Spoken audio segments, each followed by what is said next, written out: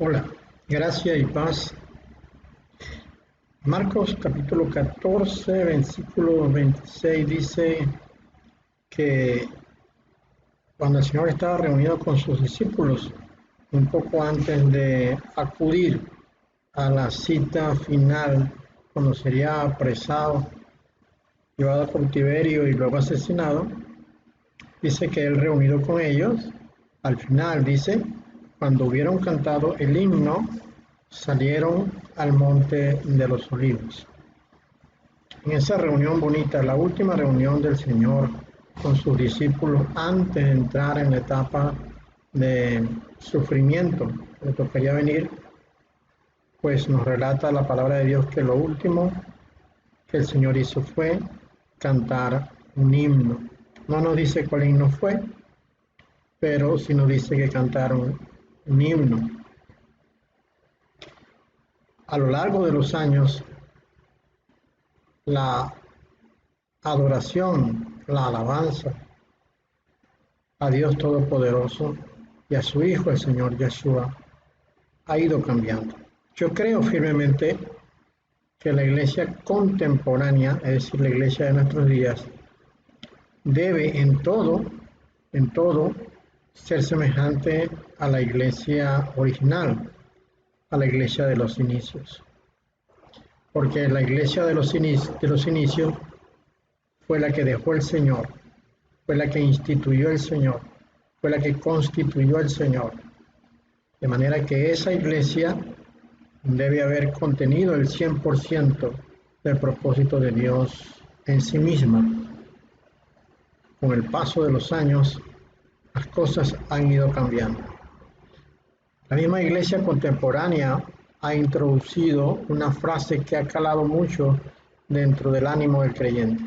Esta es el mover del Espíritu, dando a entender con esto que el Espíritu de Dios se adapta a los tiempos. Este es muy claramente el mensaje de esta frase, el mover del Espíritu. Es decir, el Espíritu de Dios se adapta a los tiempos, a las circunstancias. Pero tal parece que, según esta frase, a lo que el Espíritu Santo se adapta es a la voluntad del creyente y no al revés, como debería ser, que el creyente se adapte a la voluntad suprema de Dios Todopoderoso. La música dentro de la iglesia ha sido víctima de esta frase del mover del Espíritu y en consecuencia vemos cómo este mover se ha adaptado a los gustos del creyente sin considerar cuál es la voluntad de Dios. Y con el paso de los años digamos, transformado la forma de presentar adoración a Dios Todopoderoso. Desde aquel sencillo acto del Señor que aparece, como ya leímos en Marcos 14, 26, que el Señor y los discípulos cantaron un himno antes de marcharse, hasta esto que ocurre en nuestros días, que hemos presentado extractos de grupos supuestamente cristianos que se presentan en algunas iglesias del mundo. Iglesias donde este mover, este falso mover del Espíritu, porque la palabra mover del Espíritu es solamente un pretexto que han introducido los nuevos apóstoles para hacer la voluntad no de Dios, sino de Satanás dentro de la iglesia. El propósito de Satanás ha sido, es y será destruir la iglesia del Señor. Y una forma de destruirla no es quemándola, no es bombardeándola.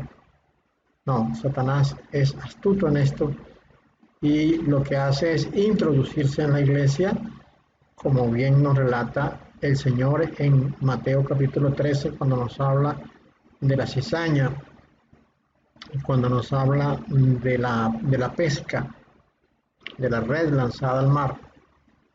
Satanás se introduce dentro de la iglesia a través de sus hijos o descendientes de Caín para tomando la forma de oveja, siendo ellos lobos, producir cambios dentro de la iglesia que en cierta manera y muy seguramente coarta la posibilidad del creyente de alcanzar a entrar al reino de Dios. En el comienzo, como hablábamos, la iglesia de los orígenes, que debe seguramente tener el 100% del germen de la voluntad de Dios para lo suyo, para los santos, tenía una estructura de funcionamiento desde el punto de vista de la alabanza y la adoración que se recogió en algunos pasajes bíblicos. Por ejemplo, en Santiago capítulo 5, versículo 13 dice: ¿está alguno entre vosotros afligido? Haga oración. ¿Está alguno alegre? Cante alabanzas. Aquí nosotros podemos ver como Santiago, quien aparentemente fue el primero en escribir una carta, nos recomienda la oración y la alabanza como reacciones naturales frente a circunstancias específicas. ¿Está alguno afligido? Haga oración. ¿Está alguno alegre? Cante alabanzas. También el libro de los Hechos nos cuenta cómo cuando Pablo, estando preso junto con Silas, en medio de esa situación incómoda y difícil, dice la palabra de Dios lo siguiente: pero a medianoche, orando, Pablo y Silas cantaban himnos a Dios y los presos los oían. Este ya no es un consejo como el de Santiago, sino es una acción directa que ocurría en la cárcel donde estaban Pablo y Silas. Ellos estaban orando y mientras oraban, cantaban himnos a Dios.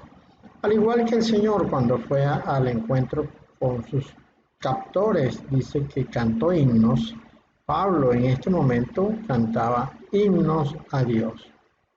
Y obviamente pues estos seguramente serían unos himnos quizás compuestos sobre la base de los salmos de David o muy probablemente generados por la situación que se estaba viviendo, lo cual provocaba que ellos en un acto espontáneo cantasen lo que se conoce como un canto vivo, un canto hecho en el momento, un canto presencial delante de Dios. En la primera carta a los Corintios, el mismo Pablo nos dice lo siguiente: ¿qué pues? Oraré con el espíritu, pero oraré también con el entendimiento. Cantaré con el espíritu, pero cantaré también con el entendimiento, dando a entender con esto. Era una práctica de la iglesia de aquel momento, la iglesia neotestamentaria, orar y cantar al Señor. Orar y cantar al Señor. Era natural para ellos hacer esto.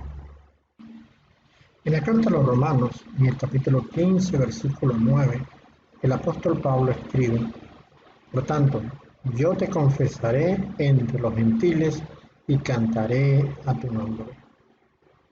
Confesar entre los gentiles es anunciar el evangelio, las buenas noticias, pero junto con la evangelización, decía Pablo, era usual cantar. ¿Y es que cantaban ellos? Pues no cantaban a cualquier cosa, no cantaban según la inspiración que tuviesen en el momento. Ellos estaban enfocados en un propósito: cantar al nombre del Señor.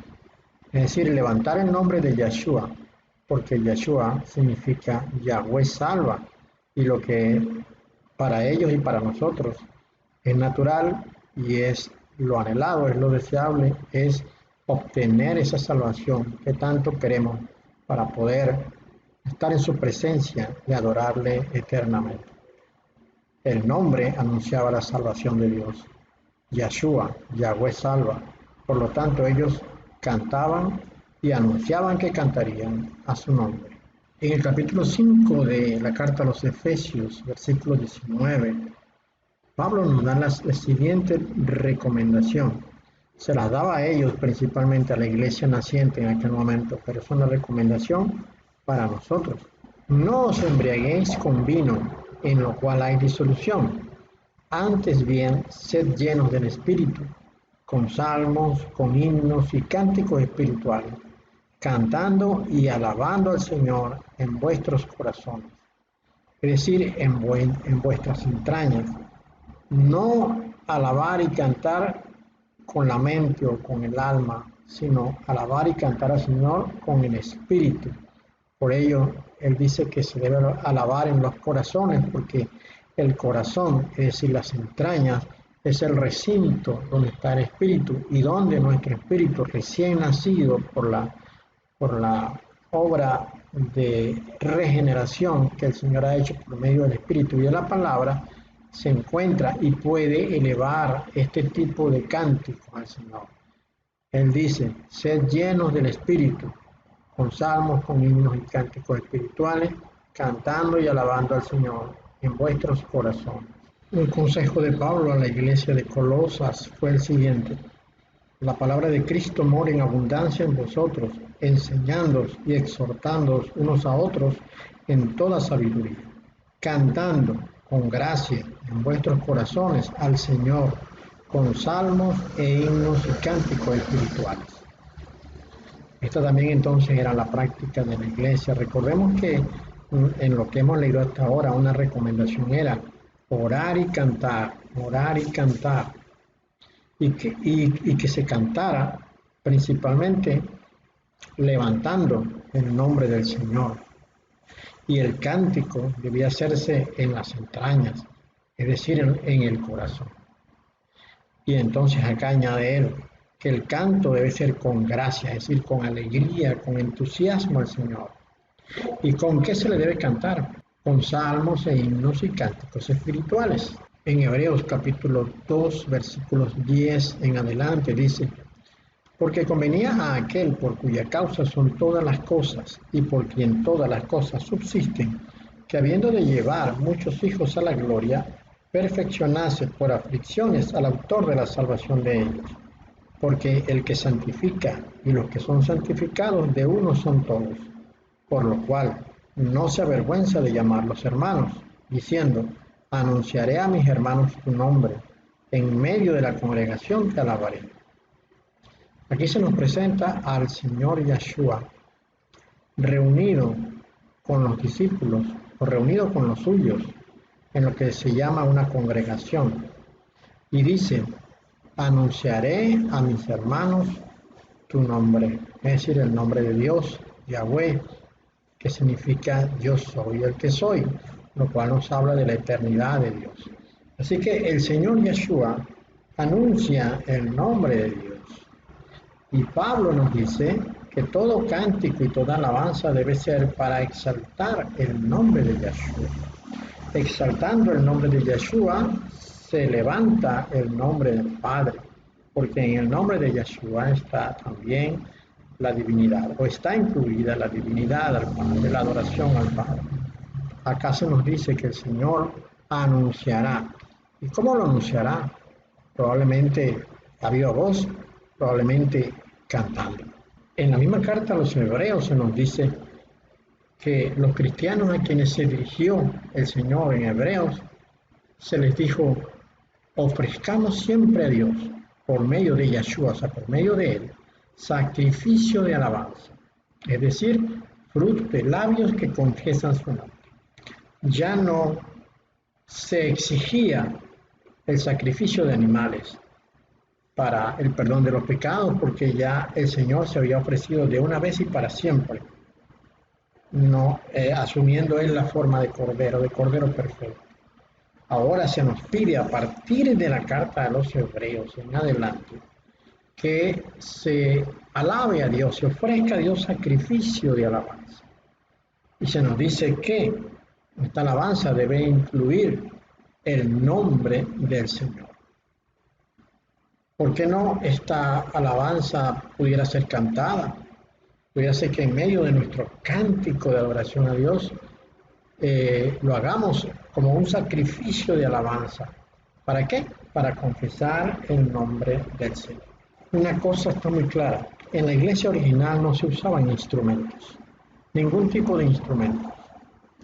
Eusebio de Cesarea, quien es considerado como el padre de la historia de la iglesia, en su libro Historia Eclesiástica, que escribió más o menos en el siglo IV, Eusebio se refiere a la persecución contra los cristianos en días del emperador Trajano y de la carta que fue escrita por Plinio al emperador con respecto a los cristianos de Bitinia.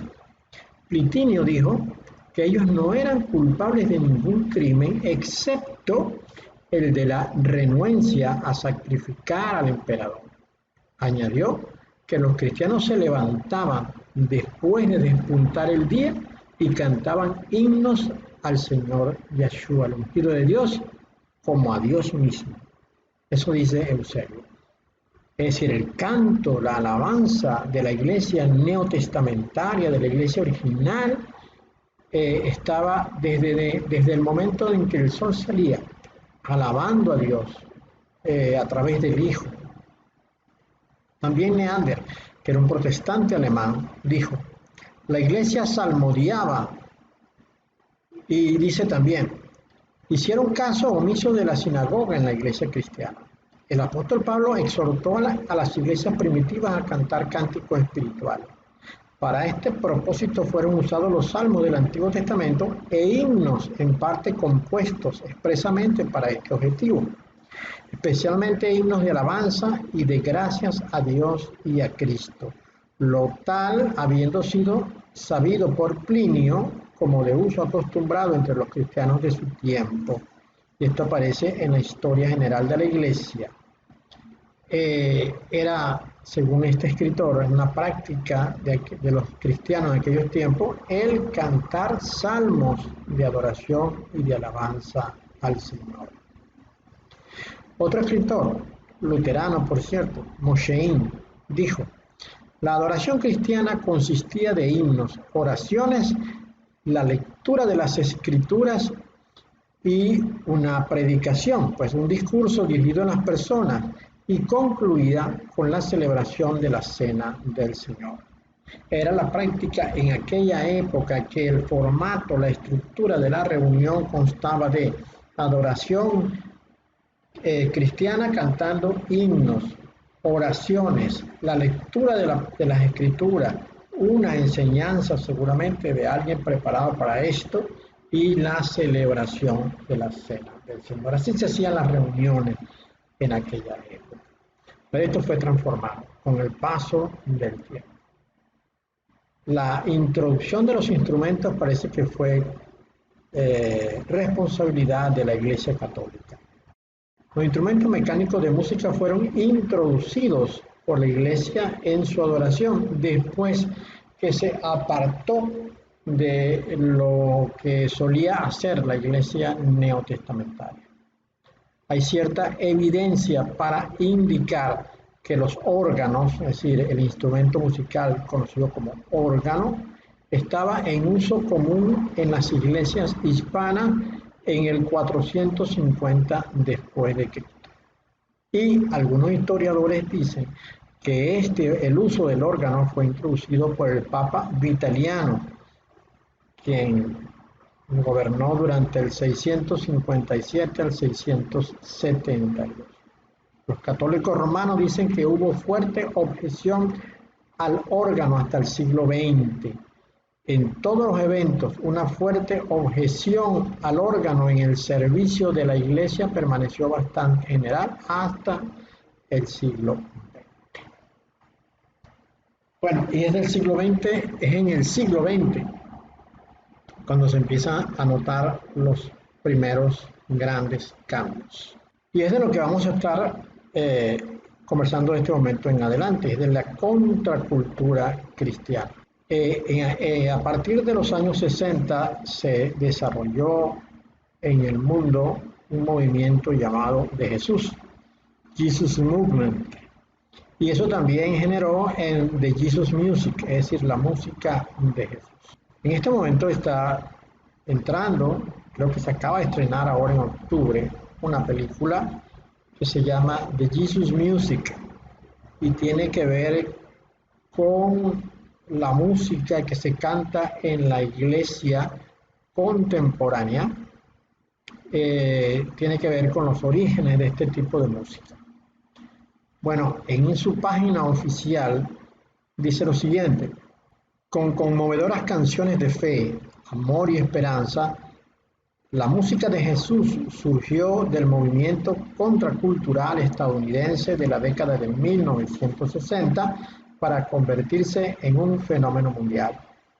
Este fascinante documental revela la edificante e inédita historia de la música desde sus humildes comienzos en Calvary Chapel, en Costa Mesa, California, hasta su transformación en la industria multimillonaria de la música cristiana contemporánea actual.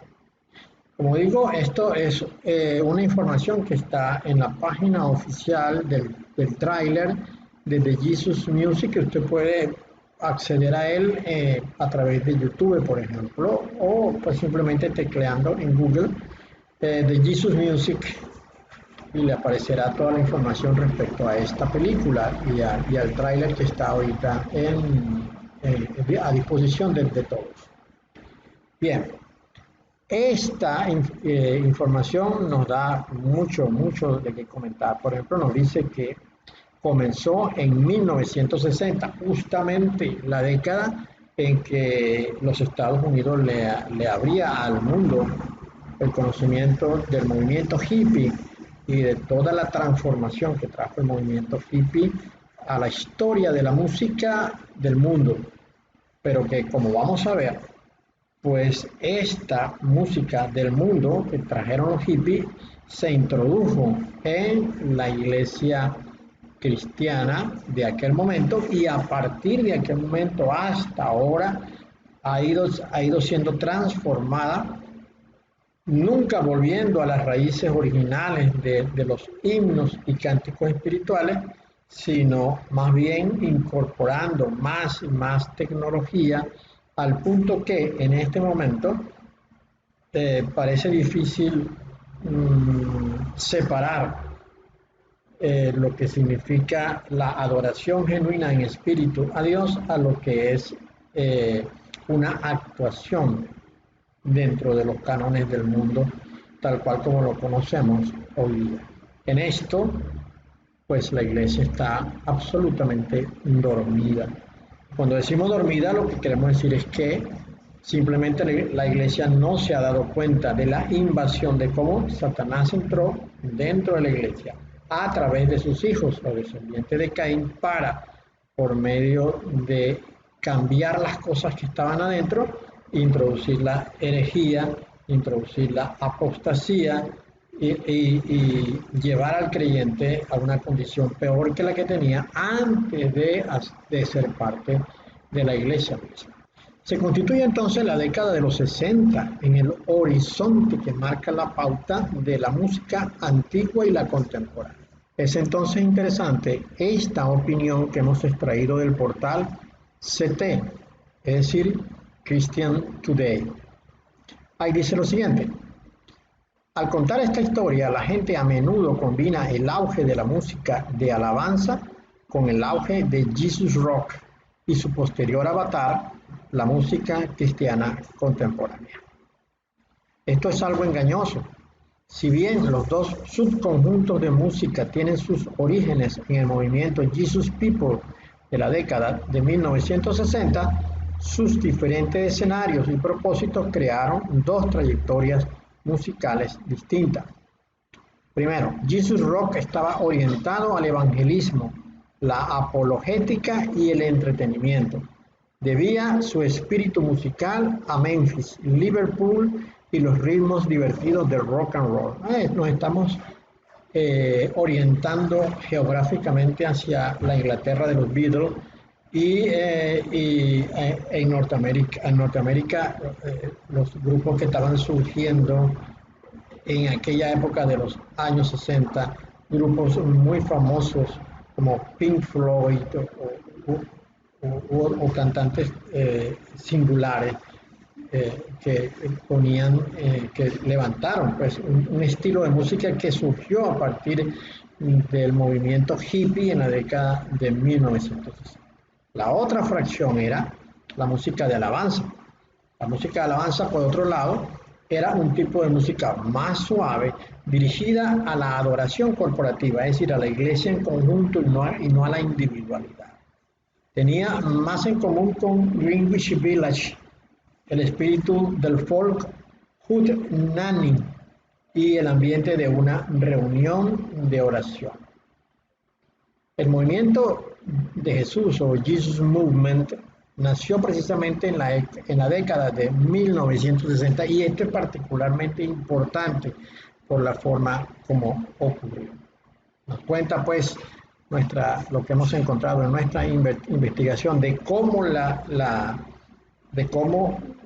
Satanás entró en la iglesia para cambiar sus usos y costumbres de los orígenes, que fueron los que el Señor Yeshua dejó, por unas prácticas cuestionables en estos tiempos, con la introducción de ritmos que nada tienen que ver con los himnos y los cánticos espirituales de la época de la iglesia original. Ritmos como, por ejemplo, el rock y su carácter perverso, y como vimos al comienzo, hay iglesias en este momento que se autodenominan iglesias cristianas, cuyo centro, su epicentro es el rock y no el Señor Yeshua, como debería ser, porque entendemos que si alguien ha llegado a donde el Señor está, ese debe ser transformado y debe dejar todas las costumbres que tenía en el pasado por una práctica nueva en santificación.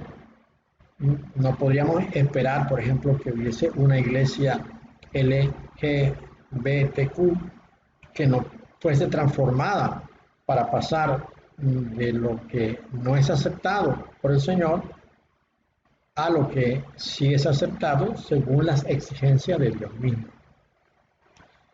Como vemos acá, como vamos a leer acá, la iglesia, el movimiento el movimiento de la iglesia contemporánea que nació en 1960 no llevó a que las personas contaminadas con el movimiento hippie fuesen transformados a la conducta que debe tener un hijo de Dios, sino que las personas que estaban muy influidas por los tiempos del hippismo en el mundo y de sus colaboradores como el rock, por ejemplo, trajeran esto a la iglesia y entonces hicieran una especie de sincretismo entre lo solicitado por Dios y lo anhelado por él. En ese sentido, está la frase introducida a partir de, creo que de 1980, el mover del espíritu, lo que trataba de decirnos era que no nos quedáramos en lo inicial, porque el Espíritu de Dios se adapta a los tiempos, lo cual nos da a entender a nosotros que el Espíritu de Dios no es tanto que se adapta a los tiempos, sino que se adapta a lo que la gente de los tiempos quiere hacer. Quiere decir que siguen al Señor Yeshua, pero continuar viviendo lo anterior. Así vemos entonces lo siguiente. El nacimiento del rock cristiano y la música pop contemporánea en Estados Unidos se puede rastrear en parte a una visión recibida por un fugitivo de 17 años de Costa Mesa llamado Lonnie Frisbee.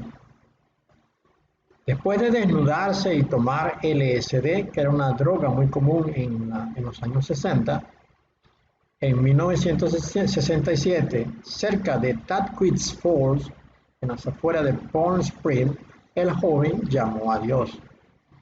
Mientras el agua de las cataratas caía, Frisbee, que llevaba el pelo y la barba como el arquetipo de Jesucristo, se vio a sí mismo de pie junto al Océano Pacífico con la Biblia en la mano, mirando al horizonte, pero en lugar de agua, el mar se llenó de almas perdidas que clamaban por salvación. Dios, Si eres real, revélate a mí, recordó más tarde suplicar Frisbee, quien murió de SIDA en 1993. Y una tarde, toda la atmósfera de este cañón en el que me encontraba comenzó a sentir un hormigueo y a iluminarse, y comenzó a cambiar. Y yo solo dije, oh.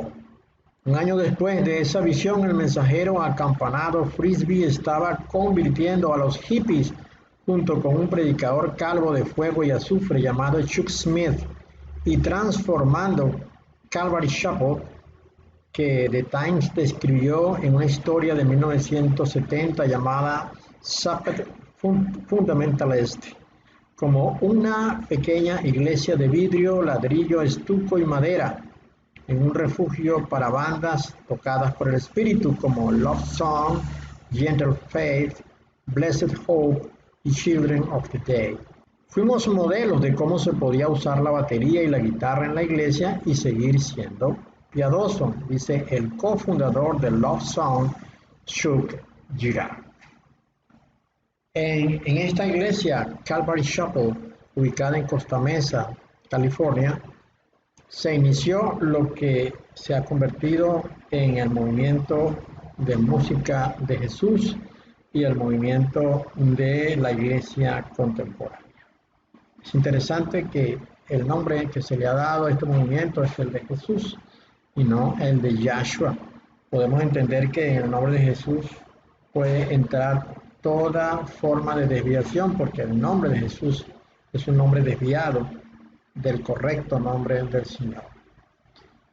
Bien, y sigue diciendo, fue a partir de ese momento que la música dentro de la iglesia comenzó a cambiar.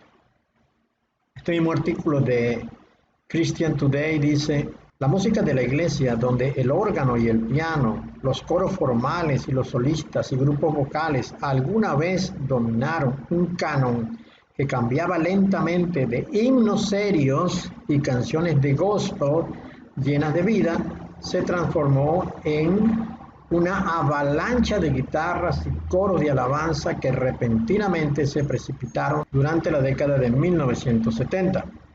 Una fuerza irresistible de base impulsada por la cultura pop se encontró con el objeto inamovible de la tradición y el sentimiento, y los años siguientes no vieron escasez de conflictos y controversias como resultado.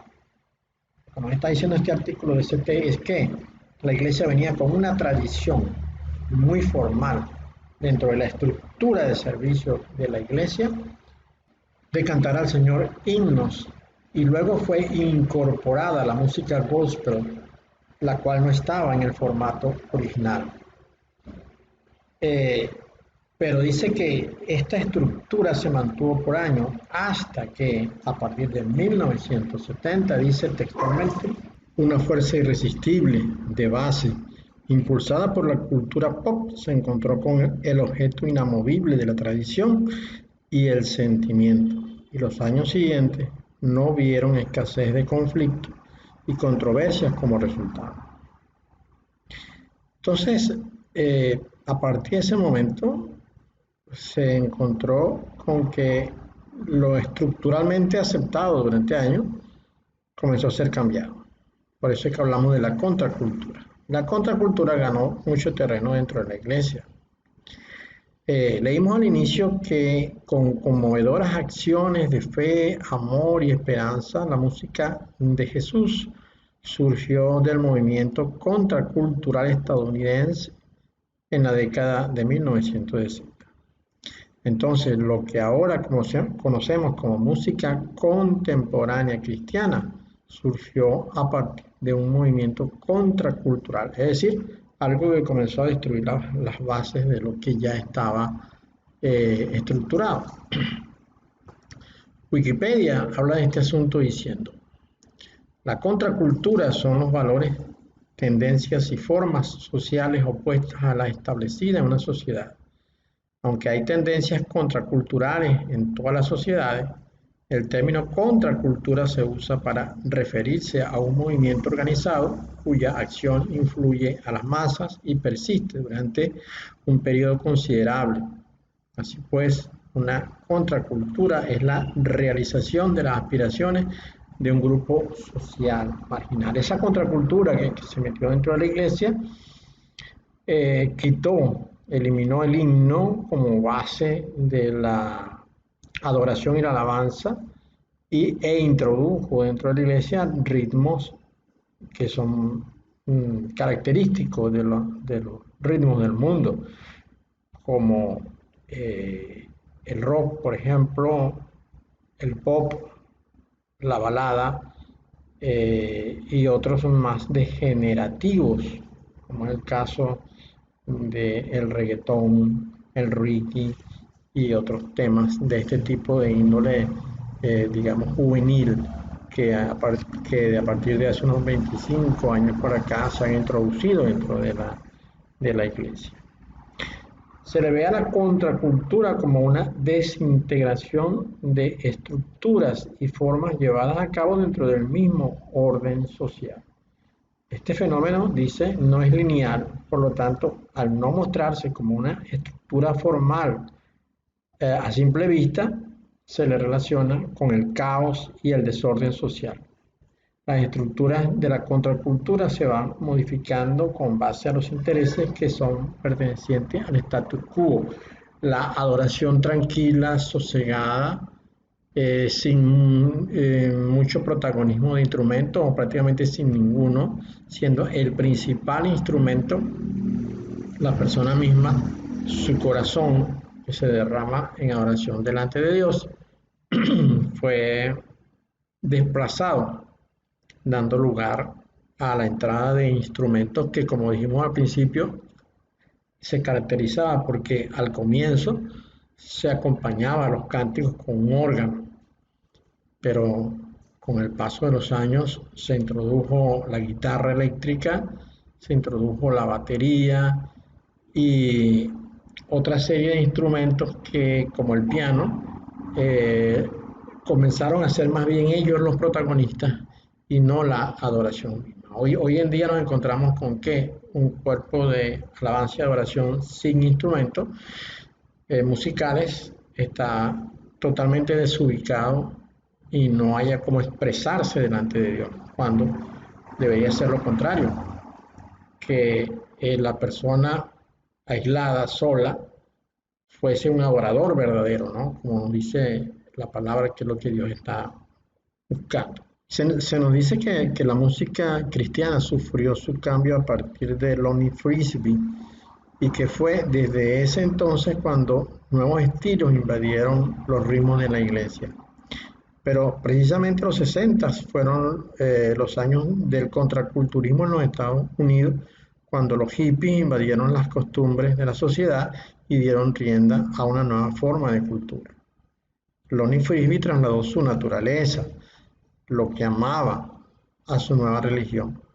Él no se convirtió a la nueva fe y adoptó sus formas, sino que convirtió la fe a lo que él era, pues a lo que a él le agradaba, a lo que a él le gustaba.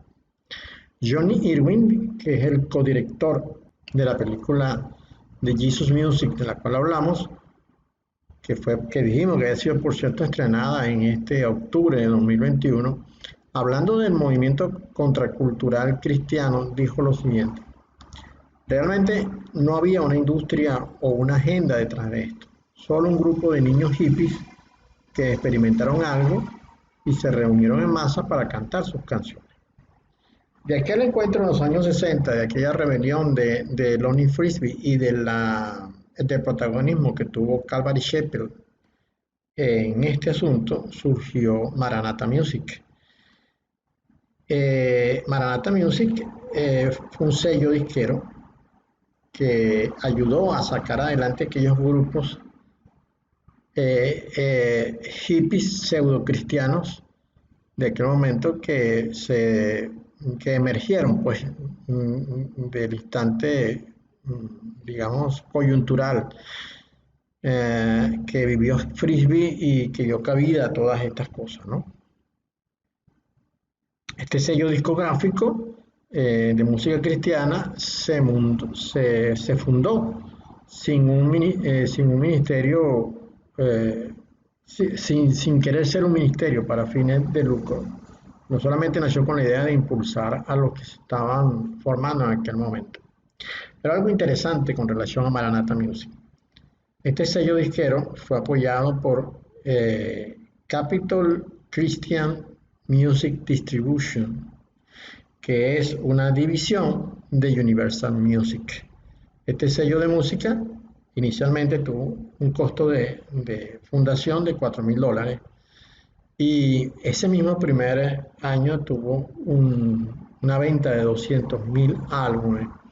Por eso leímos más atrás que el movimiento de música cristiana contemporánea se ha convertido en una generadora de ganancias multimillonarias. Allí en Capitol Christian Music Distribution estuvieron personas como Johnny Mitchell, James Taylor, Frank Zappa y los Byrds, los cuales alcanzaron una gran fama. Media docena de bandas de Calvary Chapel se unieron en 1971 para crear un gran evento que es The Everlasting Living Jesus Music Concert.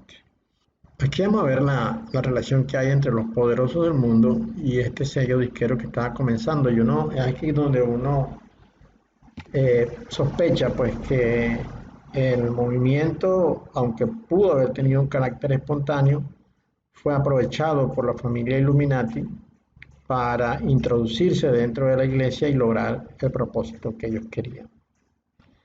Universal Pictures. Con la información que encontramos anteriormente y enfatizando nuestra investigación, encontramos que Maranatha Music estaba relacionada de alguna manera con los poderosos del mundo. En la página Music Business Worldwide leemos la siguiente nota. Universal Music Group, UMG, dirigido por el presidente y director ejecutivo Sir Lucian Grange, es la compañía de derechos musicales más grande del mundo. UMG, o sea, Universal Music Group, de propiedad mayoritaria de Vivendi, con sede en París, posee y opera compañías discográficas de primera línea como Capitol, Decca, Def Jam, Deutsche Grammophon, Interscope, Island, Motown, Polydor, Republic y Virgin EMI. Como vemos acá, Capitol Music, que aparece como relacionada con Maranatha Music, es una división de Universal Music, lo que en consecuencia pues nos dice claramente que sí había una relación entre ellos. Los orígenes de Universal Music Group comenzaron en 1962 cuando MCA Inc., con sede en Estados Unidos, se fusionó con American Decca. MCA, ahora conocida como Universal Pictures, era propietaria de una división de música y de una compañía cinematográfica y fue vendida a la japonesa Matsushita Electric por $6.590 millones en noviembre de 1990. En abril de 1995, Seagram adquirió una participación controladora, el 80% en MCA de Matsushita, en un acuerdo de $5.700 millones. Al año siguiente, en diciembre de 1996, MCA pasó a llamarse Universal Pictures, mientras que su división de música se relanzó como Universal Music Group. Bien, nosotros sabemos que Universal Pictures es una de las compañías cinematográficas más poderosas del mundo. Ellos tienen un enorme alcance. Uno lo puede ver en los canales internacionales como su presencia está permanentemente allí. Ellos tienen un consorcio muy poderoso que establece un control muy fuerte sobre el material fílmico que ellos poseen durante tantos años. Estamos hablando de prácticamente unos 60 años de biblioteca, pues, que tienen guardadas, almacenadas allí. Entonces, el hecho de que haya entrado este tipo de música dentro de la iglesia, apoyado por una empresa poderosísima como Universal Music Group, pues no puede ser algo casual, sin duda que no, dando por sentado el hecho de que el rock no es una música que uno pudiera decir que tiene un carácter celestial y divino, ¿no? Ya vimos que la música que el Señor Yeshua aprobaba era el himno, y ahora este tipo de bandas pues han introducido toda una serie de elementos distorsionadores, pues, y el cristiano común y corriente los aprueba y forma parte de ello. Entonces esto pues ciertamente nos hace reflexionar. Esto trajo unos cambios dentro de la propuesta que la iglesia tenía como forma de adoración. Arlet Álvarez, en su tesis de grado Cambio musical en la liturgia de las iglesias cristianas evangélicas de la ciudad de Medellín desde la década de los 80, escribe lo siguiente: las personas de generaciones como los años 40 y 50 pensaban en un culto a Dios más apartado de lo mundanal en todo sentido. Los comportamientos eclesiales debían ser más solemnes y la música debía ser lo más sencilla posible y con ritmos que produjeran más recogimiento personal que manifestaciones corporales efusivas que llegaran a asemejarse a las de las personas no conversas, pues los géneros musicales imperantes de su época de juventud eran, por ejemplo, el country, la ranchera y el bal. Y está hablando ella pues desde los 80, no está considerando antes de los 60. Quiere decir que ya en tiempos de los 80, ritmos como el country, la ranchera, el bal, ya habían permeado el funcionamiento de la iglesia. Dice, estos eran utilizados y se aplicaban según la región del país donde se encontraban las iglesias. Pues en la región Caribe, por ejemplo, pese a esta forma de pensar, se veía más dinamismo en la elaboración de los antiguos himnos y coros. Para ellos era fundamental e imperante la enseñanza o prédica, como me referiré, dice ella, en la parte instructiva y hablada de los cultos. Pero para las personas que nacieron a partir de finales de década como de los años 50 y durante la década de los 60, las cosas empezaron a cambiar y fueron estos, los jóvenes revelación de finales de los años 70 y principios de los años 80, quienes revolucionaron las reuniones cristianas con una nueva forma de expresar la música para Dios dentro de las iglesias. Fueron ellos los que trajeron un nuevo mover en la forma de alabar y adorar a Dios dentro de las comunidades cristianas evangélicas y quienes forjaron el proceso de crecimiento musical de las posteriores generaciones, como los nacidos en la década de los 70, los 80 y principios de los 90. Y estos son los que están influenciando a los nacidos en el nuevo siglo. No puede haber mejor argumento para calificar esta situación que lo expresado por esta estudiante en su tesis de grado. Es posible afirmar, según lo que nos dice Arlet, que la llegada del contraculturismo de los años 60 trajo lo mundanal dentro de la iglesia. La misma Arlet en su recopilación nos cuenta un poco de la historia de la música de la iglesia. Como dice Rees, 1989, la influencia de una cultura en otra hace a la última apropiarse de esa herencia para crear un nuevo pensamiento, y fue justamente lo que pasó con la música protestante, una mezcla de la herencia de la música cristiana católica que a su vez fue influenciada por la música judía y griega y de la cultura popular. La Iglesia Católica finalmente oficializó el canto gregoriano como su música, mientras que la Iglesia Protestante se dedicó a llevar al público común la música que no era accesible al vulgo, mezclándola con la música popular, lo que dio como resultado una gran acogida dentro de las personas al hacerlas partícipes de la liturgia por la facilidad de su aprendizaje y no ser solo observadores. Una gran estrategia entonces fue precisamente hacer que las personas vieran, sintieran, percibieran que la música a la que ellos estaban acostumbrados a escuchar ahora formaba parte del culto de su iglesia a la cual asistían. Es así pues que entonces, a través de estos años, la iglesia fue invadida con estilos musicales que son parte de este mundo. Y ya nos dijo el apóstol Juan que no amáramos a este mundo, que no nos hiciéramos partícipes de las cosas de este mundo, porque el mundo pasa, pero la palabra de Dios queda para siempre. Una iglesia que quiere hacer las cosas apropiadamente, de la manera correcta, debe siempre parecerse a la iglesia del primer siglo. Debe siempre parecerse a la iglesia que el Señor Yeshua construyó. No creamos en eso del mover del Espíritu. Ese fue un invento de los apóstoles modernos de la iglesia para darle entrada a cosas que fueron usadas para destruir la iglesia original. Semana pasada hablamos de cómo la Biblia ha ido siendo cambiada a través de los años y el cristiano común no se ha dado cuenta.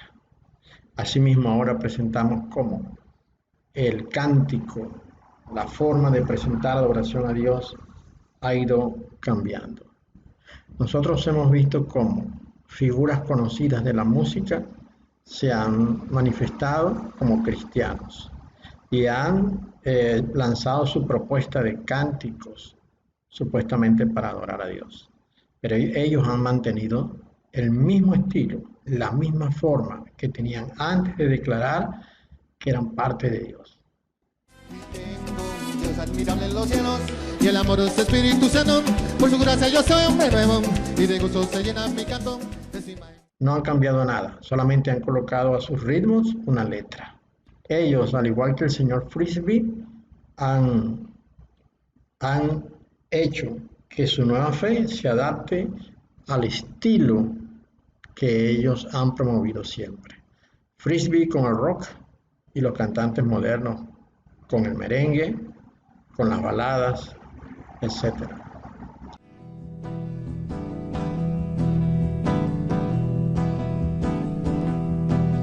Behold, a sower went forth to sow, bearing precious seed in his hand. Y la iglesia ha estado dormida a esto. Es el momento de despertar. Dios te bendiga. God is blowing everybody's mind because he's saving the hippies, and nobody thought a hippie could be saved.